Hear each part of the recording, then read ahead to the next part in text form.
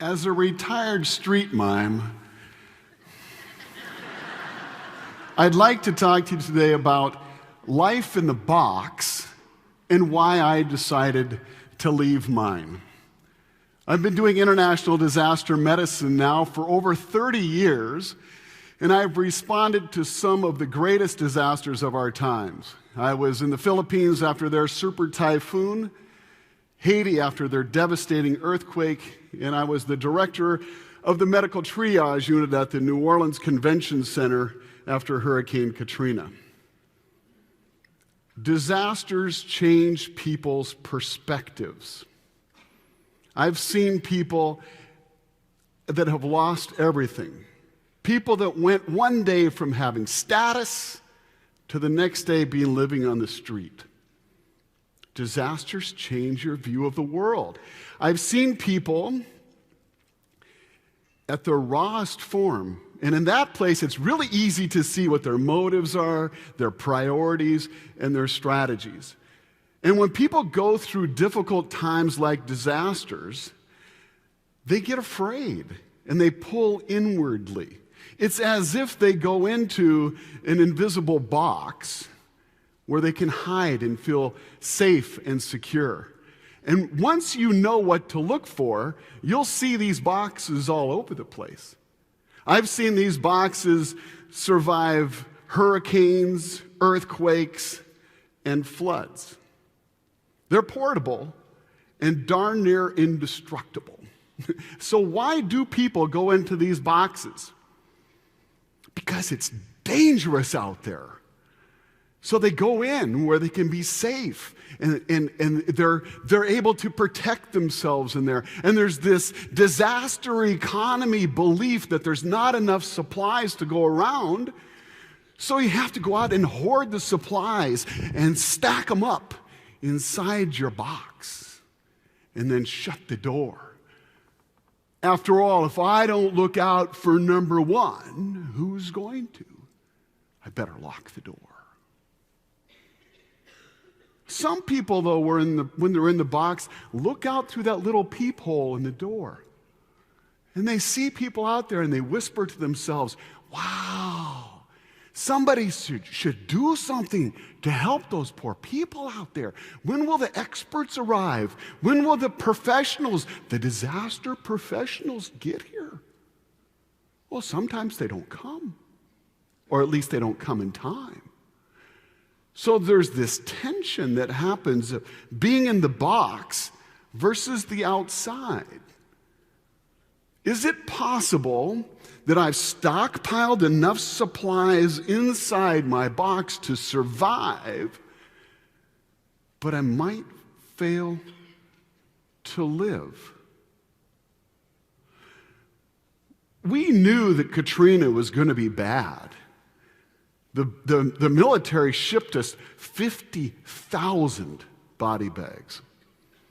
I wasn't surprised to see victims, but what got my attention were the people that, despite losing everything, did not become victims. Not everybody stayed in their box. Augie was 42 years old when Katrina hit. At 5'7" and a little on the skinny side, when he smiled, he'd wind up with his whole body. He would just wind up and go, oh. And everybody in a full 360 degrees around him would smile with him. He figured, well, I've been through these hurricanes before. I'm just going to ride this one out. So he went to his home, went upstairs, and hunkered down for the night. It was horrible. It was a nasty hurricane, kept him up all night, terrifying, but he survived. So the next morning, he thought, well, I'll get up, go outside, and check on my neighbors. So he went outside, just happy that he survived, thinking to himself, that was the worst storm of my entire life. Little did he know that it was about to get worse, way worse. That was August 29th, 2005. The hurricane was heading straight for New Orleans, and then at the last minute veered to the east. So New Orleans was spared the brunt of the storm. In fact, the New Orleans newspaper said, New Orleans is spared again. But nobody foresaw what was about to happen next. The storm surge with all the water came rushing in, and the water level went way up. When the water level went way up, it pushed down on the dirt next to the levee wall. And in some places, it extruded out the other side like those Play-Doh machines that we had when we were kids. And at 5 o'clock in the morning, one section of the wall moved forward, and the first breach occurred. At 7:30 in the morning, the second breach occurred, but it was much bigger. It was 1,000 feet wide, 10 football fields of water released into the city. And houses were knocked off of their foundations, cars were tossed down the road, and businesses were destroyed. There was a huge barge, the ING 4727, that came right through the opening, and it squeegeed homes right off the face of the earth.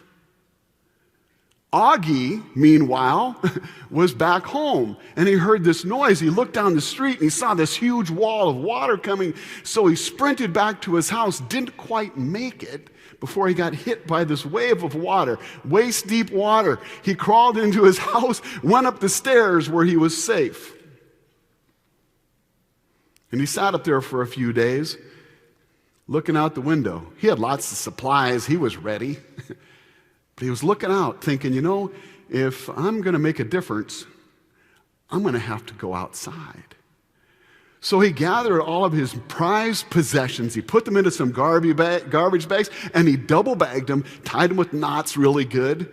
And then he went to his hall closet, and he opened it up, and there was some blankets there. There were 6 of them. And he grabbed the blankets, and he rolled them up really neatly, and he got some string and tied it on there. And he threw the blankets up over his shoulder. He grabbed his 3 bags and went downstairs into the water. He waded through his living room and out the front door. And as he turned to look at his house, he was greeted with this awful stench of decay. Looking back, he thought, I don't know if I'll ever come back again. Seemed like he wandered for a long time before he got to dry land, and he went to this shopping center. There was a grocery store, and the windows were all broken out. There was debris all over everything, and there were shopping carts just tossed to and fro. He went over and he got one of the shopping carts, and he put it back up on its wheels, kind of dusted it off a little bit, threw his garbage bags in there, and he neatly put his towels across the top. Somebody there in the parking lot said, hey, the only evacuation point for the whole city of New Orleans is at the New Orleans Convention Center. So he turned his cart and he headed in that direction. Our team from the Pacific Northwest was on standby. We knew this was going to be a bad one. We were packed and loaded and ready to go. And when the levee broke, shortly after that, we were deployed, which means I hit the eject button on my life, my partners cover for me, I'm all packed and ready to go, and I leave. We were deployed to work in Lafayette, Louisiana, in a shelter. But a few hours after arriving, I got a phone call, and they asked me to split our team in half. So 4 of us got into our SUV, took all the supplies, and headed into New Orleans. After we got past the second police barricade, it was wild. It was as if we went into this post-apocalyptic, bad B-rated movie. All the rules changed. In fact, there were no rules. So if you ever wanted to drive fast on the freeway, you should have been there. It was awesome. We could go 100 miles an hour down the freeway on either side of the freeway. Off the on-ramps, on the off-ramps, there were no rules. But at one point, we got a little lost because there was no electricity. Everything had been knocked down. There were no signs. And I started thinking, I don't know where we are. So we took an exit, and we found another SUV, and I went up to the SUV, and I said, hey, my name's Dan Diamond. I'm from Medical Teams International, and we're trying to get to the New Orleans Convention Center. I think we might be a little lost. And no kidding, the guy in the car says, well, we're from Search and Rescue, and we're lost too. How in the world does that happen? You know you're in trouble when those guys are lost. So we didn't get any help from them. We got back in our SUV, headed into New Orleans, and finally made our way to the convention center. We got there about 1:30 in the morning. We started cleaning off the parking lot because there was stuff everywhere. We got some cots from the Nevada National Guard, and the 82nd Airborne provided security for us. So they set up a secure perimeter. Everybody that came into our area had to be searched before they could come in. People arrived in cars, in trucks, in buses, but I'll never forget Augie showing up with a shopping cart. It was Tuesday morning, and he parked his shopping cart off to the side and jumped in, started helping. So when new people would come, he'd go get water for them and help them get situated. He helped us clean people up and bandage them. Thinking, this guy's different than everybody else. This is amazing.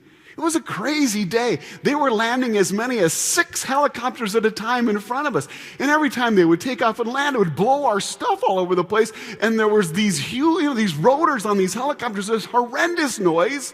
Stethoscopes were obsolete. What do? It was crazy. And it wasn't this long line of refugees that came in. They didn't come in screaming and crying. They came in empty and full of despair. I'll never, ever forget 10:30 that night. I'm standing there running through all this stuff in my head like, okay, my supply chains and my communication channels and all this stuff, and who do I do these things with? And I got all these people coming in. Are we safe? Because they're shooting at the rescue people. All these crazy things are happening. I go, okay. And Augie comes up in the midst of all this, and he says, Doctor, I was wondering if I might be able to ask you a question. And I said, yeah, sure, Augie, what do you need? And he said, well, I was wondering if I might be able to have that piece of cardboard over there against the wall. And I looked, and there's a piece of cardboard the size of a mattress box. And I'm thinking to myself, I didn't know it was there until he told me it was there, but I'm not too sure I want to give it to him. Because I might need it for something. Sometimes I embarrass myself. Augie, what do you need the cardboard for? Well, doctor, you see, I was covering up all the elderly people. And I had 6 blankets, but there was a 7th man. And I was wondering if I might be able to cover him up with that. Yeah, Augie, you can have the cardboard. Wow. It stopped me in my tracks. It was like everything just went silent. And I'm standing there. Yeah, you can have the cardboard. You can have my money. You can have my clothes. You can even have my children. Here I was standing in the presence of a hero. Amazing. He's at home safe, and he thinks, I got to make a difference. I got to leave my home and go out there, and I care. I got to go try something. I got to help these people. I'm sure that long ago, Augie forgot my name. But I will never forget his. He was my hero. Ever since I met Augie, my box just hasn't been the same. I mean, I duck in there from time to time. But it's just not as comfortable as it used to be. Well, it is invisible. So how do I know when I'm in it? Well, because I feel safe in there and not stretched, and I know where everything is. And I feel isolated and stagnant, and my spotlight is on me. I'm leaning back, not leaning in, and fear is my motivator, not love. Augie didn't just think outside the box, he acted outside the box. He acknowledged that there was a need. He cared enough to leave the security of his home, and he went out to try something. Acknowledge, care, try, act outside the box. I've been doing disasters a long time. He's not the only person that's done that. There was Marion in the Philippines. At 21 years of age, she left her village after the typhoon, crossed the river with her machete, cut her way through the brush to go get help for her entire village. There's Wilson. He was my translator, my driver, my right-hand man, and my advisor in Haiti. He went above and beyond and helped us do marvelous things. And then there's two Vietnamese couple. They're two Vietnamese people, after Katrina, that had their 17-foot aluminum boat, and they rescued hundreds and hundreds of people, sometimes while they were being shot at. All these people were not content to just play it safe. Their box had become uncomfortable. They choose significance over safety. You don't need to have a hurricane in your life to have a storm. I mean, sometimes it's something as simple as your friends are really struggling. They're going through a tough time. And the tempting thing is to say, I'm just going to go over here and wait in my box and quietly close the door.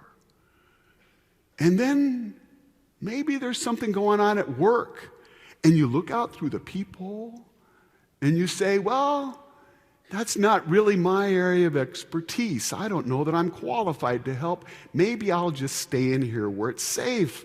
Or maybe it's relationships at home. And you're looking at it and going, well, you know, I'm not too sure I want to be vulnerable. After the typhoon hit the Philippines, the mayor of Tacloban, Mayor Romualdez, gathered his team together, and he said, so, what do you want to do? Do you want to sit this one out? Because your grandchildren are going to ask you, so what did you do?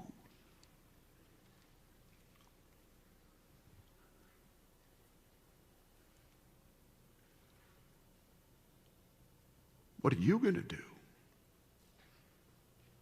Thank you.